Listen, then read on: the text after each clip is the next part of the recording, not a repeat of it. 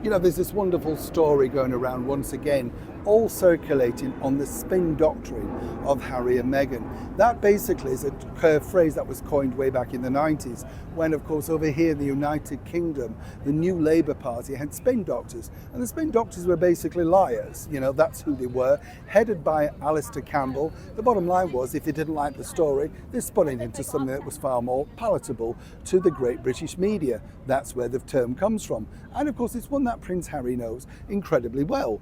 You see, the bottom line is, when you look at it, the situation is simply this, that when you look at the situation of where Prince Harry and Meghan Markle are literally at right now, you can understand how people are literally fed up.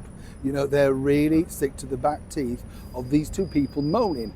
But seemingly the people around Harry and Meghan, who are paid a very substantial amount of money, just tell them exactly what they want to hear and what they want to know.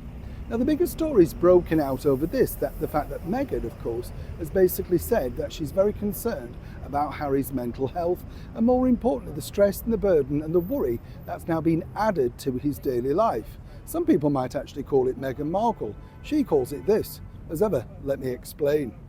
Morning, nice to see you. You all right? We're still in the beautiful heart of Parliament. It's not quite rained yet, so we're lucky. Doesn't it look nice, though, in this beautiful light at the back? Incredible, isn't it, when you think the history that's gone on in there, literally for so many years now, when you think. I was talking to somebody recently who's suddenly become an MP in there, and what was fascinating was apparently all the bars used to be subsidised, you know, but they've had to curtail that for some rowdiness. Absolutely. Why should they get it cheap?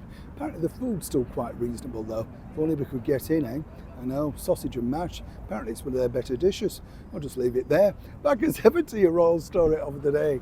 Now, this headline screams the fact that Meghan Markle is concerned, of course, about her husband, Prince Harry, and more importantly, the stress that he's undertaken with all of these court cases, all brought on by himself, all, of course, fettered by himself. And as he said in that documentary recently, he plans to go all the way. It's up to him, and he's decided to take this fight, and it's a fight that apparently he's going to win. Wouldn't be so sure about that, matey, but there you go. There's a lot of problems along the way, including, of course, the missing information that we told you about. Now, where it gets even more complicated for Prince Harry is simply this. She is stating, should I say, Meghan Markle, that she just wants him to step away from all of these court fights. And one might say, oh, there is this poor woman, you know, worried about her man under all the stress.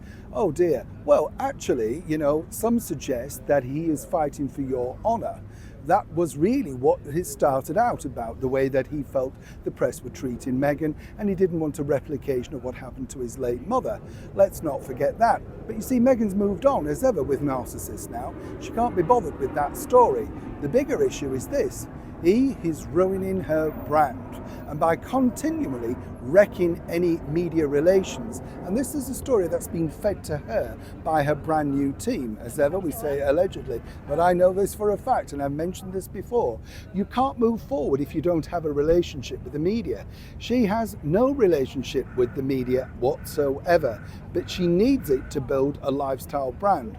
While Harry continues to basically say in print and online and in TV studios, he wants to ruin people, he wants that day in court with people. Well, she's slipping away every single inch.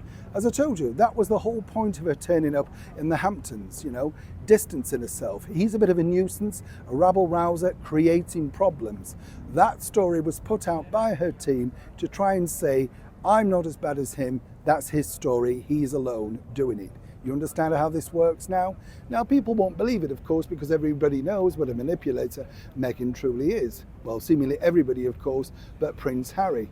Moving forward along the line, she's just hoping that people will draw a line under it and focus on what she's trying to sell rather than what he's trying to bring down.